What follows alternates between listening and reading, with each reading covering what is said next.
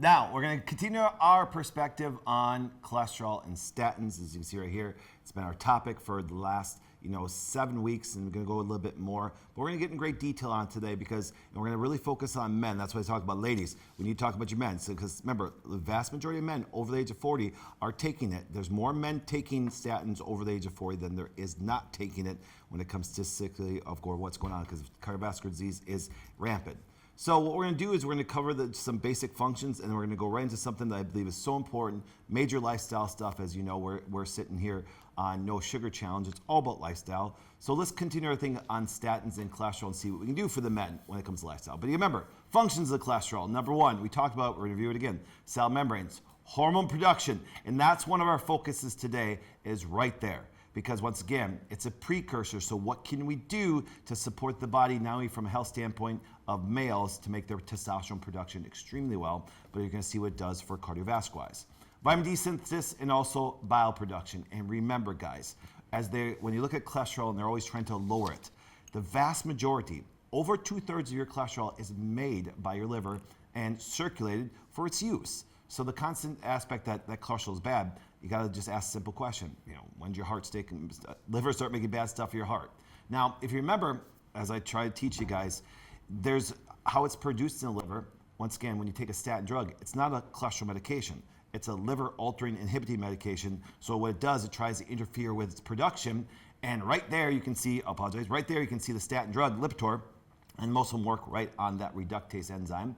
But it inhibits, look at the bottom right, cholesterol, coenzyme Q10, sterols, heme, dolichols. And what it does is it interferes with the pathway that produces more than just cholesterol itself. So therefore you end up with no coenzyme Q10. It's really sad that goes on. Now, if you ever think of it this way, we're going to cover next week the estrogens that really protect a woman's heart. But testosterone, as you know, from a male standpoint, is extremely protective when it comes to males. Now, here's one thing that comes about. You can notice that you say, well, but doc, there's people that take, steroids or TRT, and it can actually affect them negatively cardiovascular-wise. Yes, I'm telling you right now, and this is my concern.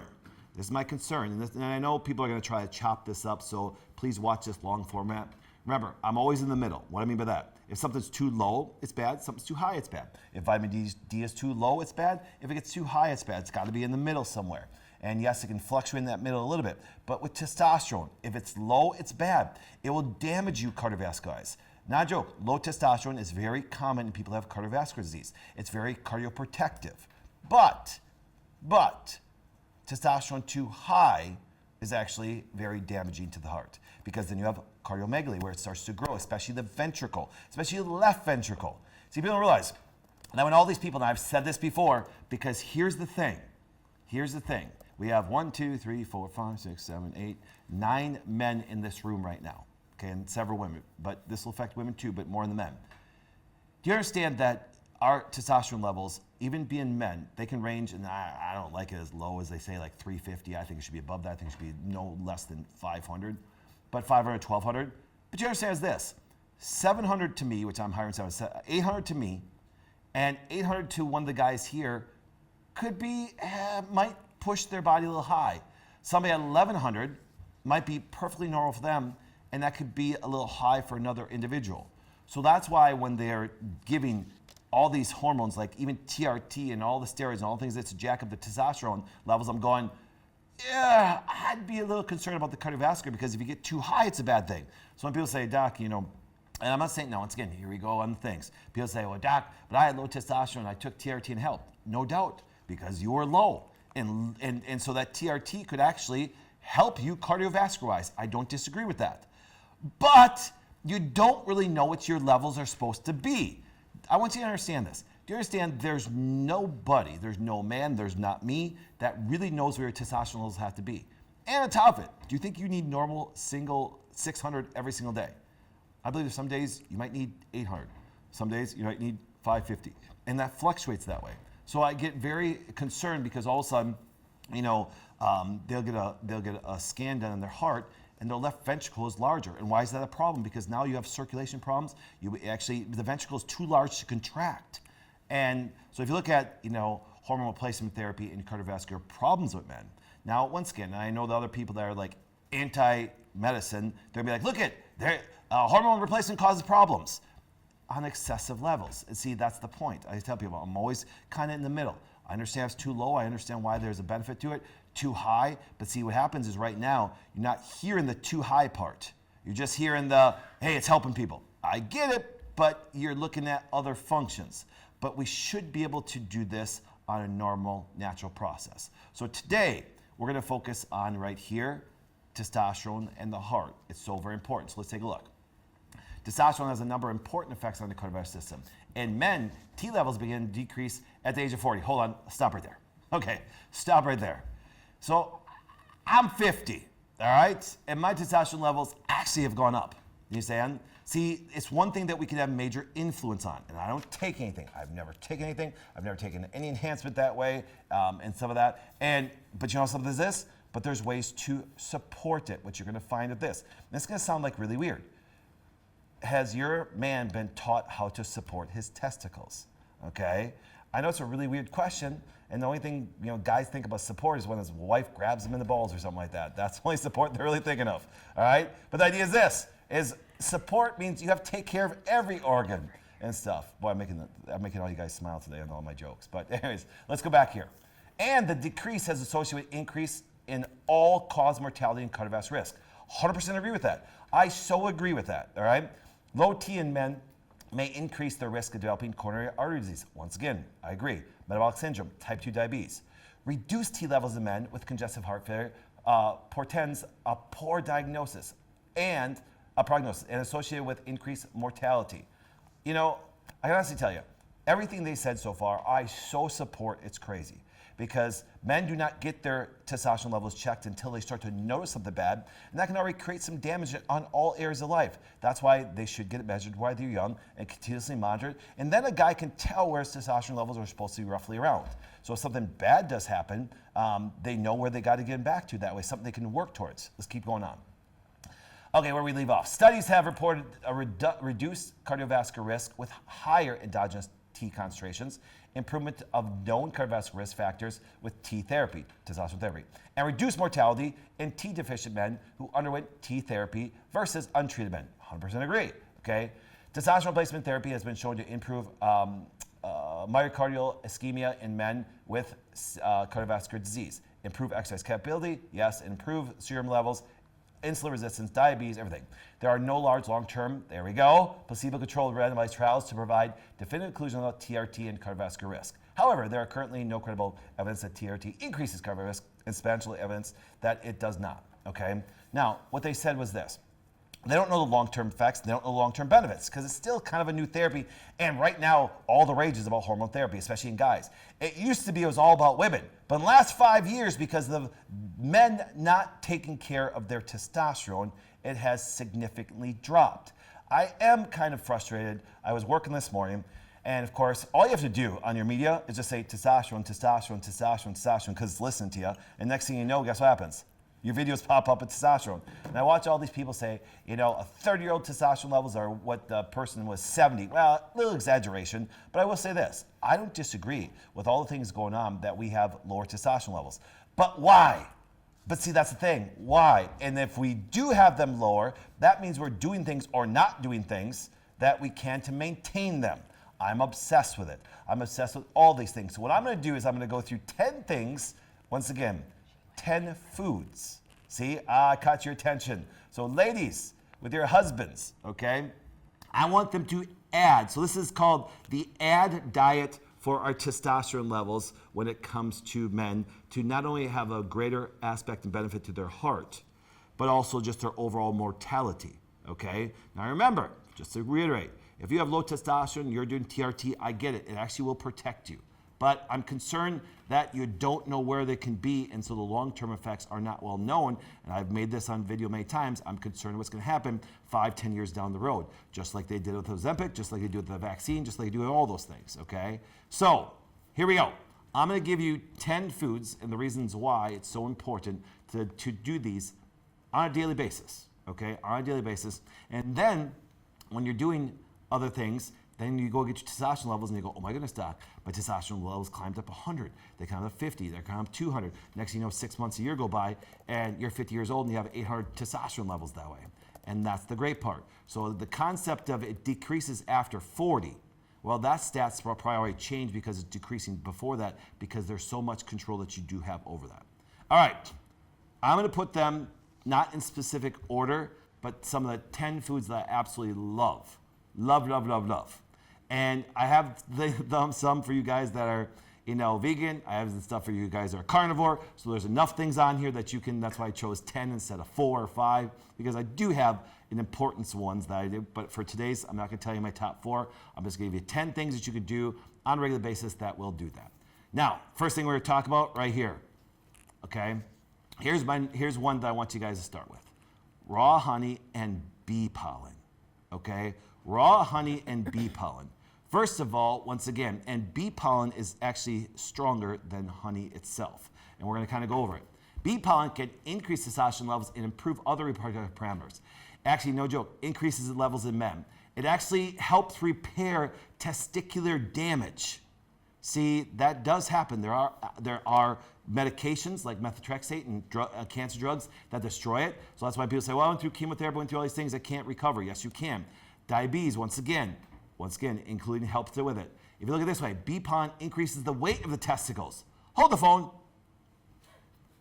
For all you guys that have used TRT too much because there are shrinking and steroids that way, you can start to regenerate this. It actually brings back, there's actually a supplement that helps that too. It's called Tomcat LD, but whole nother subject on there.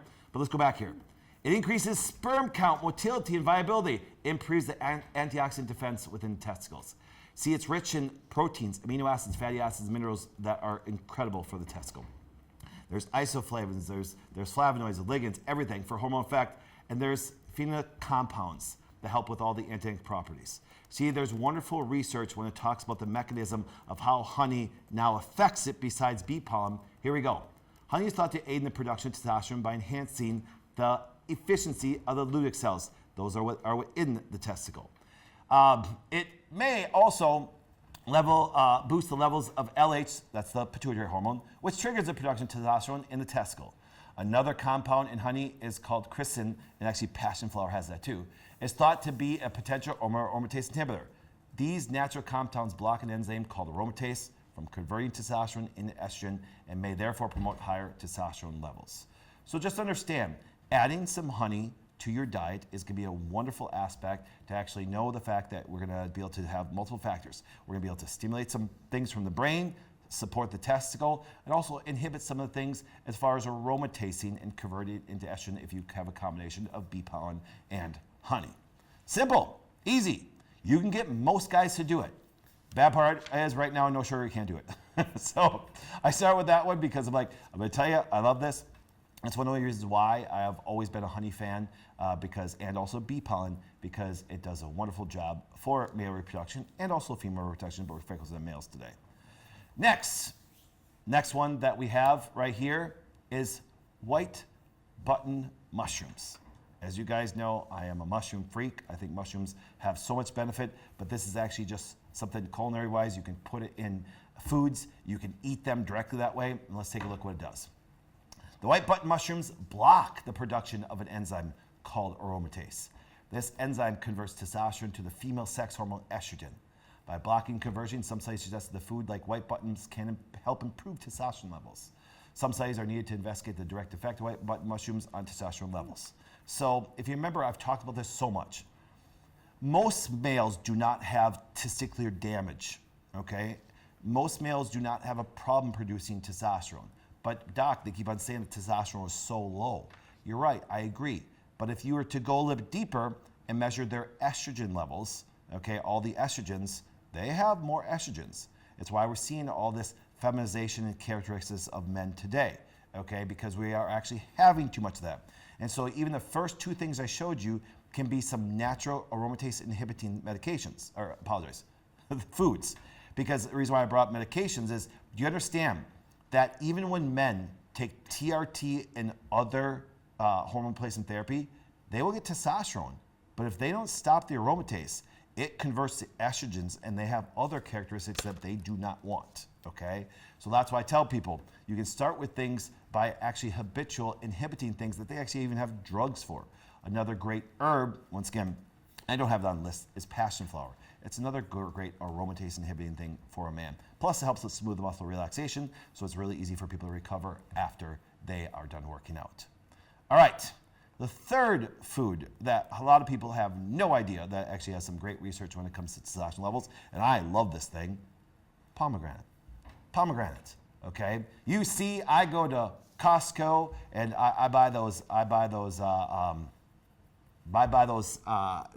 whole packets of pomegranate seeds, and actually I put them in my smoothie. So what happens is this, so I literally do, apologize, not smoothie, I put it in my little yogurt. I'll put Greek yogurt, blueberries, raspberries, pomegranate, and then, now I can't do it right now, but then what I do is I usually put honey on top of it that way, and that's a full meal right there, okay?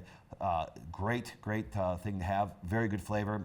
Once again, I'm getting all the fiber from my berries. I'm getting the wonderful aspects from pomegranate. And let's take a look at some of the research on it.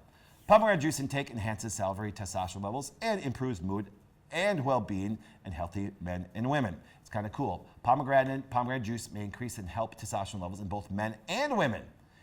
So it's good for both, okay?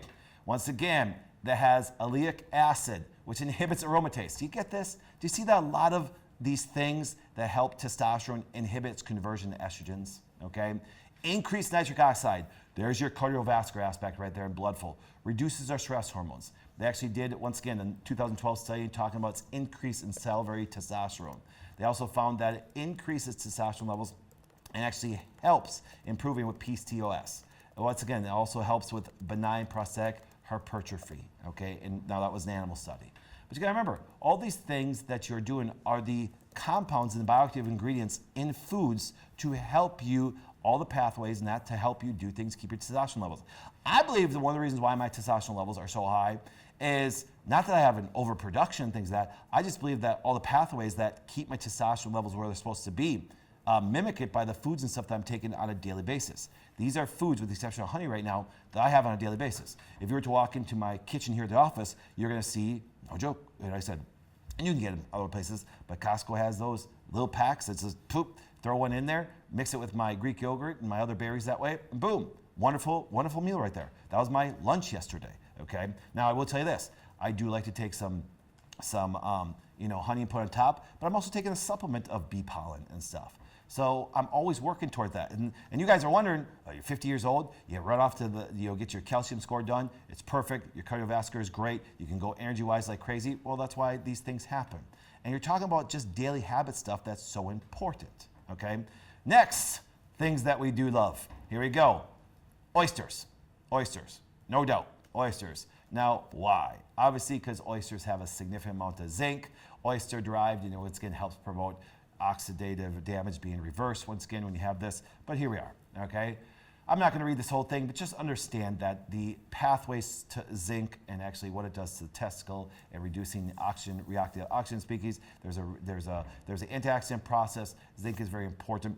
Actually, ladies, no joke, zinc's really important for you to actually even have the sperm, penetrate the egg and things. So zinc is so important for fertility and health, both in males and females, and also for your immune system. That's why if you have a lot of immune challenges, your immune system uses up, and then it affects your actually cardiovascular, it affects your reproductive aspect, your hormonal aspect, because once again, we need a significant amount of zinc, and shellfish does a wonderful job. But also that you can combine with that is right here is fatty fishes. I had a whole jar of sardines yesterday, mackerel, sardines, salmon, tuna, your really good fatty fish, plus you get those omega-3s you talked about, which help convert and counteract some of the omega-6s from seed oils. But the idea is this, fatty fishes are so important to do because what we want to understand when it comes to fatty fish, there's also vitamin D, vitamin A in there, which are essential for testosterone production. And I want to tell you guys this, all the stuff just I gave you right there on the 5 things I've given you so far, just understand, there are things that you can do that are just lifestyle.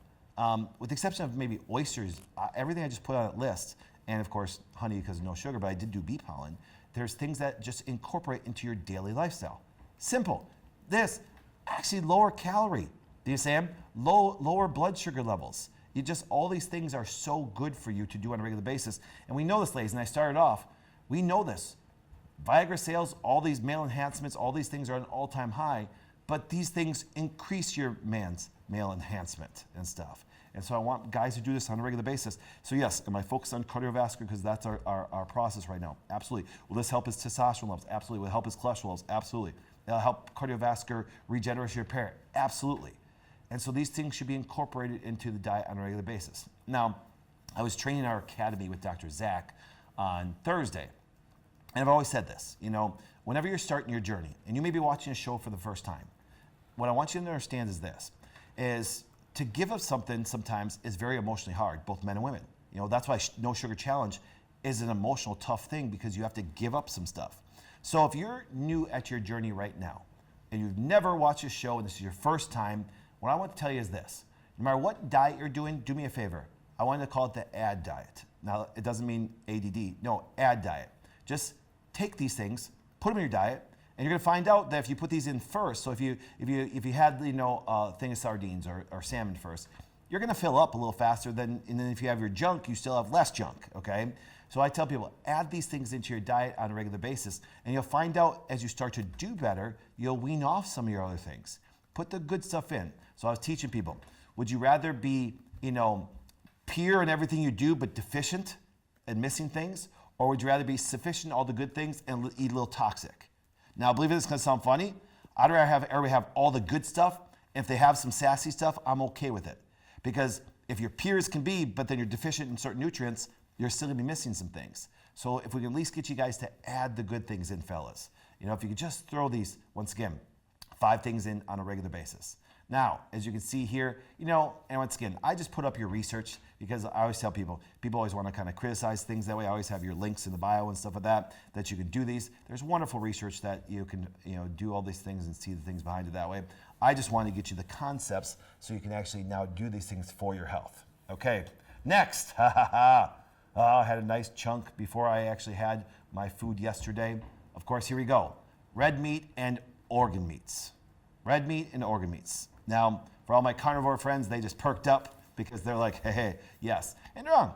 I want this for both men and women, but you guys know how much I love organ meats and why. Organ meats such as liver are rich in magnesium and other minerals. Magnesium is known to increase the bioavailability of testosterone. This means that your body is able to use more of the testosterone you make.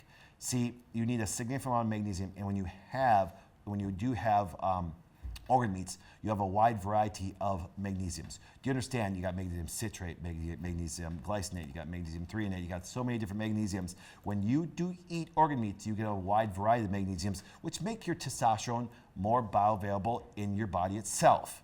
So I said, as you guys know, I just think everybody should be doing some form of organ meat. Now, do they taste good? Not one of them. So we have a liverwurst that I have heart, liver, and kidney in, and through my 3 favorite organs to eat. And then we throw it's in with some ground beef, and it tastes fantastic. And I have a chunk, I have several ounces every single day and stuff, and it's absolutely incredible. So therefore, it allows us to use those fat soluble vitamins and other trace minerals and also macronutrients that we need from that. All right.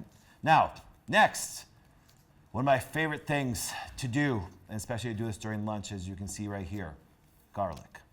Garlic. All right. I can honestly tell you, if you came to the Wellness Way and came into the middle, we have a basket full of garlic bulbs there. And legitimately, I will grab the Costco beef sticks or any other beef sticks I have, and I'll literally grab a bulb, I'll break it up, I'll peel it up, I'll take a bite of my beef stick, and I'll take one of the little bulbs of the garlic, and I'll go back and forth, and I'll eat a whole full bulb, not just the broken off parts, full bulb, while I'm just having a beef stick or two. Garlic has so many properties, and I will tell you this. Now, this kind of relates because it does the cardiovascular. When you look at blood pressure, when you look at kidney health, garlic is probably one of the greatest things for your kidneys there is on the planet.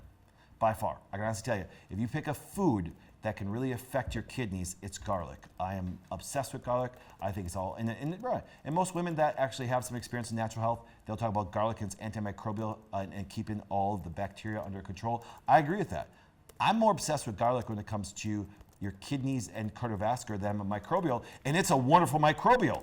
It really is. I won't deny that. It's fantastic. But as far as a male, because males suffer massively from cardiovascular disease, more males die from cardiovascular disease than women do, but women also have the number one disease they die from is cardiovascular. It's just such a large scale. So we need these things to actually help all organ systems, and garlic is one of the top ones. So as you can see here, Once again, the effects of garlic on male fertility.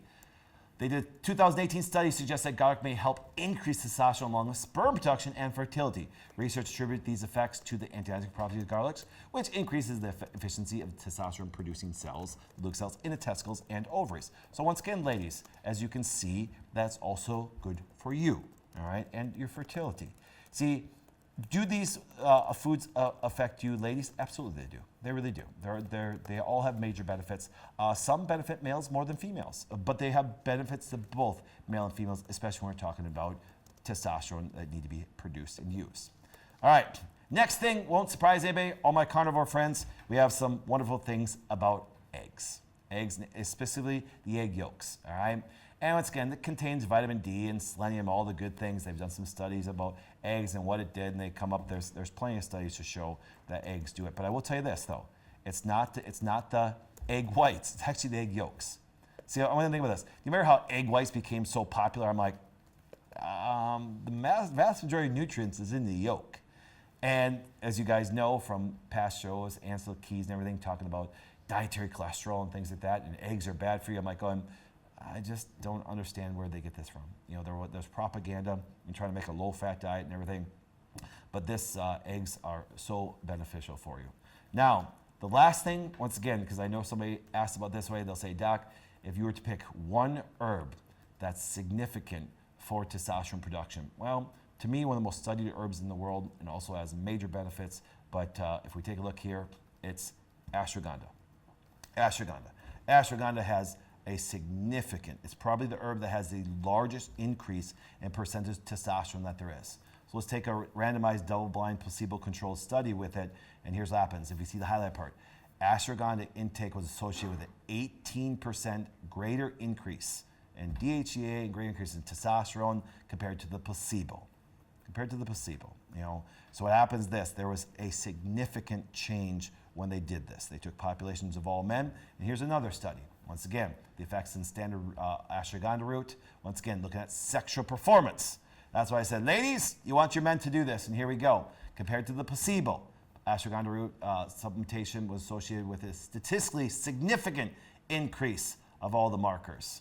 See, that was based on your serum testosterone. See, so you think of this way, guys, as you once again want to have that vitality, that strength, that sexual performance, cardiovascular performance. Doing those 10 things, but ashwagandha is something I believe that you guys should be taking every single day. So the idea is this, you want a high potency, pure, non-toxic, great ashwagandha. Guess what happens? It also helps with other things as far as cortisol and also ladies progesterone. But once again, it promotes an overall good mental state because it has more than just an effect on testosterone. I just think, guys, that if you want to start that journey and you want to do this, look at those foods, reduce your sugar, increase and take a bunch of ashwagandha and watch what happens, and then go get your blood levels done. First of all, if you're on your journey, go get some blood levels done right now before you make any changes. Just reduce your sugar, add those 9 foods in, take some ashwagandha, go get your levels done in 3 months, and watch what happens. They will start to increase. They'll start to increase. They will. Clinically, that's what we've done for 26 years of the Wellness Way. It wasn't that difficult to start to clean up men's diets and do things that way. Now, do I think that you need to, let me make this very clear. Don't just do those 10 foods, or 9 foods, take ashwagandha and sit on the couch. No, hit the gym. Okay, we're gonna hit the gym after this sometime today, and I want you to do some high resistance training. And people don't realize this. And then I don't like this because of your knees and stuff like that. Do you understand that sprinting is one of the best things you can do? Get some high intense exercise, get some weights. There's gotta be some intense resistance that way. You gotta push yourself. Men are meant to stress themselves out. Their body responds really well to it that way. So I don't want you just eating those 9 foods, take ashwagandha and sit on the couch, okay? I also want you to do some pretty intense exercise. But even if you just did those 9 foods and kept your activity good and added ashwagandha, and you would see an increase. It's just that more of these things can do it that way to help you get to that next level.